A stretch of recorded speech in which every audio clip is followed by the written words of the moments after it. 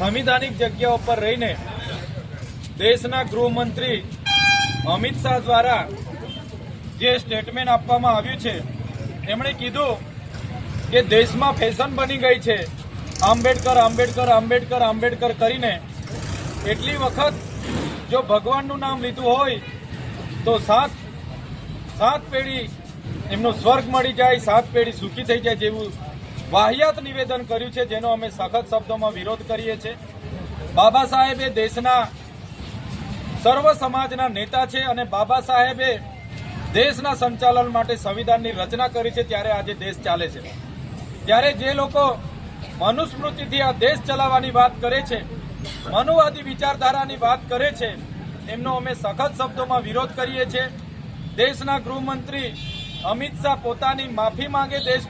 દેશ સામે પોતે માફી માંગે અને પોતે રાજીનામું આપે એવી